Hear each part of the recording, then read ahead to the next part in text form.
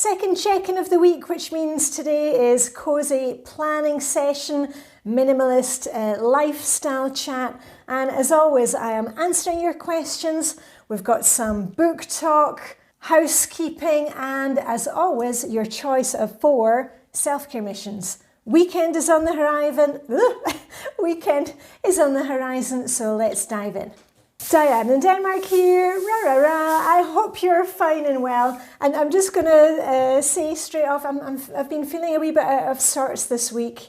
Not quite sure what it is. I think I've got like a little spring cold, got the runny nose, eyes are not too bad. Many of my friends are suffering from allergies at the moment, so I've been kind of avoiding the cold water swimming, haven't done that. But anyway, feeling better today, so I hope you are fine and well. If we haven't met before, I am a routines coach and I'm helping you, yes you, to simplify and thrive this year.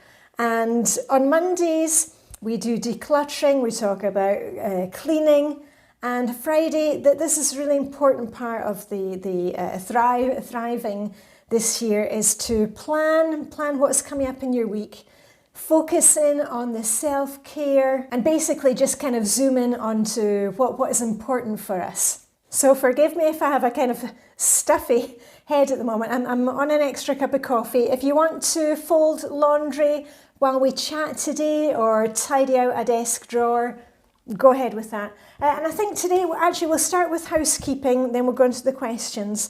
We were in Flylady Zone for this week. You saw me at the beginning of the week. I was decluttering in my wardrobe. I was putting items on probation. And next week we are moving forward. Where's my control journal? So this week was Zone 4. And next week is Zone 5, the living room. Remember, my lists, they're just an idea of what you might like to do in this area. As usual, set your timer or work along with one of my videos. Do not go overboard on these things. Everything in balance, everything in moderation. Right, on to the questions. Let's dive straight into those. And I love the questions because it's a mix of housekeeping stuff, routines coaching, life in Denmark, personal things. Okay, the first one is from Camilla Fjallman. And Camilla is in Sweden, and she wrote it in Swedish, but she knows I speak Swedish. But anyway, I've translated it into English for those of you who are not quite au fait with Swedish. So, hold on, I'll come a wee bit closer. Oh, where are my reading glasses? Hold on. Right, where were we? A question from Camilla Fjallman. I often wonder when I see videos like yours and other Flylady videos, is it only women who do the cleaning, etc. in your homes? As a Swede, I think that's strange, but that's how it used to be here a long time ago. Or is it only your own information that you're showing? I'm getting very curious. It's easy to think that everything is the same everywhere in these digital times, but maybe it's not. And great question, Camilla.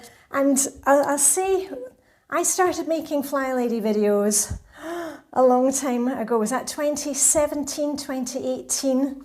And it's always been my thing that I do the Flylady system for me. And you can apply the Flylady system, whatever your situation. If you are a student, I have many students that follow my videos. A single dad with 2 kids, a pensioner in France. The Flylady system can work for everybody. And I've always shown just me doing this stuff.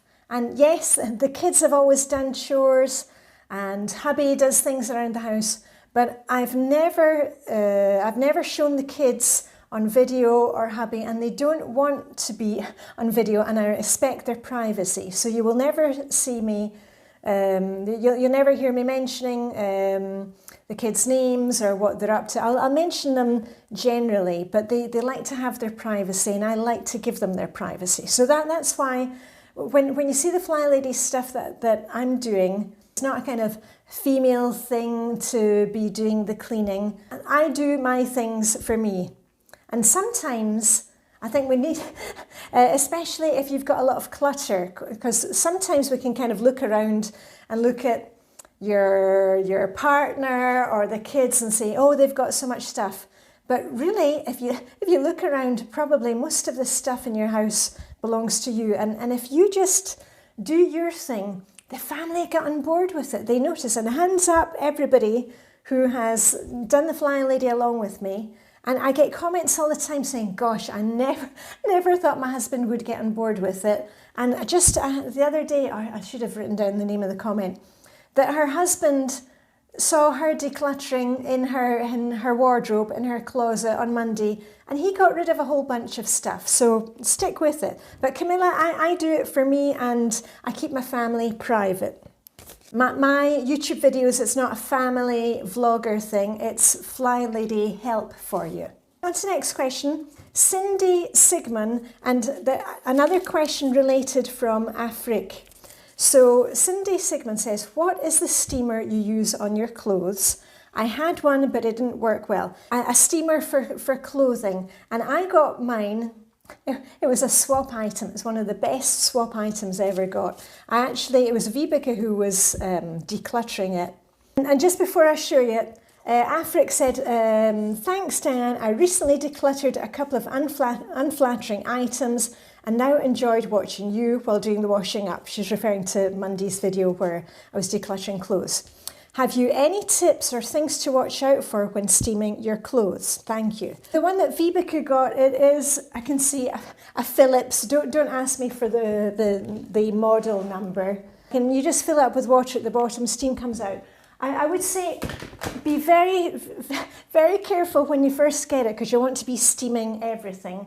It's not, you cannot kind of replace your iron with it, because I know a lot of people say, oh, is this better than ironing shirts? I still like the iron for work shirts. It's a good way to refresh things like sweaters. If I've worn them a couple of times, I'm not washing them all the time. Blazers, fantastic for that. Winter coats. I took the kids' winter coats and I give them a steam, better than dry cleaning. It comes with a little glove to protect your hands because it is steam hot.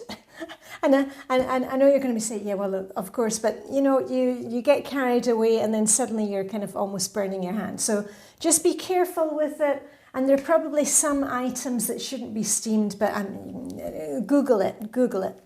Next question from Janice Rice. What do you do with the items that don't get chosen at the swap party? Donate, take back home. Janice and everybody else who asks, I say that this on every single time I'm doing a swap party video, or including the swap party stuff. Everything that we take along to the swap party, if we don't choose it and take it home with us, we bag it all up and we take it to, it's donated. So usually it'll go to the charity shop, women's shelter, men's shelter, the book exchange, usually the kids' toys and games, things like that. There's quite a few ladies who have kids at school. They donate them to the school. So it all goes to a good home. Never wasted. Right, next one. This is from Rosie River, and she is referring to Monday's video where I was talking about leather painting my shoes. And I've also leather painted belts, fake leather trousers, gloves, handbags. You know, we used to have a joke here in the family, like if it didn't move, I would leather paint it. Anyway, Rosie River says, because I was talking about I have funny feet, so there's only kind of certain brands of shoes that I wear, and I never wear high heels. I need orthopedic shoes. I can only wear the Joya brand, the most comfortable things that I've ever had on my feet. Oh, thanks for the recommendation. But they are expensive. I had some blue ones and was fed up with them, so bought leather paint in black, and hey presto, I have a new pair of shoes. I wouldn't have had the confidence to paint such expensive shoes if it hadn't been for seeing you do leather painting. Thank you. Well, thank you, Rosie River, for the comment.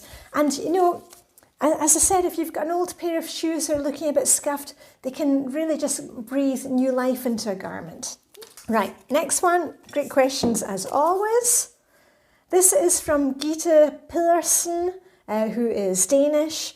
And she is asking, it was on one of the decluttering or cleaning videos that I made, Why is it only 10 minutes? Always set your trusty timer for 10 minutes or watch one of my 10-minute videos. Noisy, that one. Why is it only 10 minutes and not half an hour? Seems like very little time to spend on it. Aha, okay. So Gita Pedersen and everybody who's asking that question. How much time do you need to clean something? Because we are never finished cleaning. I'm not quite sure what you mean behind your question. Are you meaning, oh, that's not enough time, we should be spending 3/4 of an hour? Or are you saying, oh, 10 minutes cannot make any difference? Because I hope you've seen, if you have cleaned and decluttered with me, along with me in the videos, how much we can get done when we focus and when we get started. Because for most of us, we know that we're meant to clean, we know that we're meant to declutter, but it's getting started. That's the big hurdle for us. And once we get started, we're off and running. That's also why sometimes it's good to use a timer so we don't go overboard. But, you know, if you don't think it's enough time, you can do 10 minutes, take a little break, change area, and then go back to it. But try it and see. Because I've given you a lot of anecdotes about coaching clients that have. Remember, I coach privately. You can always book a coaching session with me. And often there have been ladies who thought, oh, that wasn't enough time to get anything done. And yet when I say, well, how often do you vacuum or clean the windows? And it was like, well, every 6 months or 2 years. So just do something. Right, next one. Oh, final one. Oh, and this moves us very nicely into the next subject. This is actually a comment from Jen Forbes. And she says, when I was working, I used to have a list of lifesavers. And savers spelt S-A-V-O-U-R-S. Lifesavers. Such as taking time to watch the sunset, observe all the colours in a single blossom, think back to a happy memory, etc., etc. I think I will make a new list to help me with grateful thinking just before bed. In the morning, my treat is to do Wordle and share the results with 3 friends. We have done this for a couple of years. Jen, I love those ideas. And Jen was commenting on the part of our Friday videos where I am giving you a choice of 4 self-care missions. And let's do that right now. And then after that, I'll give you the book talk. Oh, and a wee update about Sue, my friend Sue, who has now turned 60. She turned 60 yesterday because time is flying by, and I'm very aware that your time is precious. Keep washing dishes, folding laundry, or tidying out desk drawers if you're in the office. Okay, so mission number 1 for the self-care is to get your body ready for the next season. Now, we are moving, hopefully, into spring soon. If you're in the southern hemisphere, you're moving into a different season too.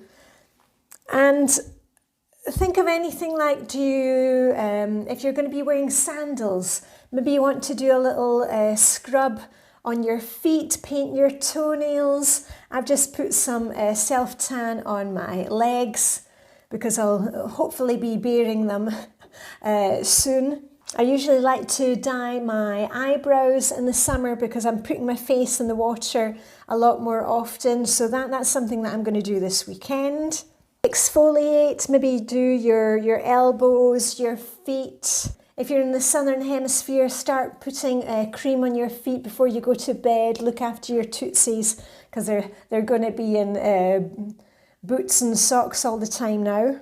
Mission number 2 is to take your breakfast outdoors, or actually any meal. I'm doing fasting, so I don't, the intermittent fasting, so I don't actually do breakfasts Monday to Friday, but I do eat breakfast at Blue Tits, my Chill Swimmers group, on Saturday mornings. But maybe you can sit outside and have a cup of coffee, or have your lunch outside.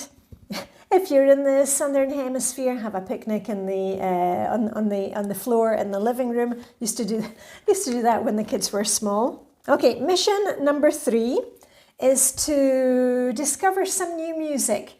I have the streaming service Spotify. I've been looking at new artists. There's a couple of radio programs that I listen to, and quite often I'll hear a new artist, and then I'll go into Spotify, find the artist, and then find similar ones. Maybe you've got a local pub that does some live music, book tickets for a show, lots of festivals coming up, outdoor festivals, but something to do with music. Music always, I love changing the songs on I have a cleaning playlist and a get going playlist. And then mission number 4, last one, is to volunteer or do an act of kindness. And, just look for the small things. Maybe you are going to the nursery to buy some plants or bulbs. You can ask that maybe you've got an elderly neighbour and they're not able to get out, see if they need something like, a hanging basket. Ask what they need, or maybe you can pick up their groceries for them. Volunteer at school, because I know a lot of us, we've maybe done years and years of volunteering, but maybe instead of being on the committee, you can do a kind of one-off thing, when they need help or go on a trip. So volunteering or some kind of act of kindness. And a wee reminder, last week we were talking about some ideas for Mother's Day. I had requested a book, and we were talking about gifts that you could get for somebody in your family. So a wee reminder about that coming up soon. I think it's May the 12th. If you look in the comments on last week's video, some of you were organising a virtual afternoon tea, getting together with friends online.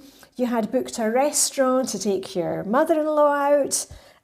You had put together a list of small treats so that when the family ask you what you want, you can tell them. Yeah, go you, because that was the idea that I gave you. Instead of waiting till last minute and saying, oh, I've got everything that I need, give the family some ideas. And as I just mentioned, the book that I'm getting from the family, the Andrea Camilleri, book talk, where are we this week with their books? As always, if you've got a good suggestion for us, put it in the comments. I'm still reading The Cornish Curse by Joe Silva, really enjoying that one, and one which is ready to be picked up from the library, woohoo, which I've had on order, is the new L.A. Griffiths, which is called, I can't, The Last Word, something like that. I've forgotten the name of it, but I'll put it up here on the screen. So looking forward to getting into that this weekend. Going to have a nice quiet weekend. And audiobooks, I'm still listening to J.M. Hall, A Clock Stopped Dead, and I'm really loving it. And as I said last week, love the narration. It's just a kind of slice of British life. It would be fantastic as a TV series.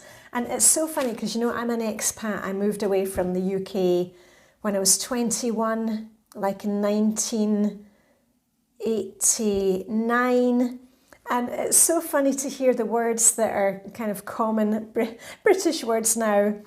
Things like lush and cheeky, prosecco features heavily. And it's so funny now that, that language changes. Anyway, 5 out of 5 stars for that one, and I haven't even finished it yet. And last but not least, happy birthday to my friend Sue, Super Sue, Sporty Sue. Turned 60 yesterday, and we did a kind of like a small flash mob thing. We all got together in front of her house. She had invited us to come along and celebrate the first part of her day with her. It's going, her birthday celebrations are going on for the whole week, month, year, and we were all wearing the same thing, and it was all to do with activities that how she's brought us together. And we sang outside our window, and then we all went in. And, Sue is just fabulous. She's such an inspiration. And, 60 years old. She is many medal winning ice swimmer, normal swimmer.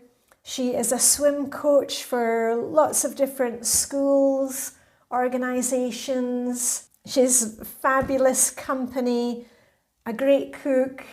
I mean, we all love Sue. She knows everybody knows her. But anyway, happy 60th birthday to Sue. She's been a real inspiration to me, and I will tell you another time about how I'm getting on with my swimming lessons, because I've moved in, Sue's my swim coach, and I've moved into her class for adults who have fear of water.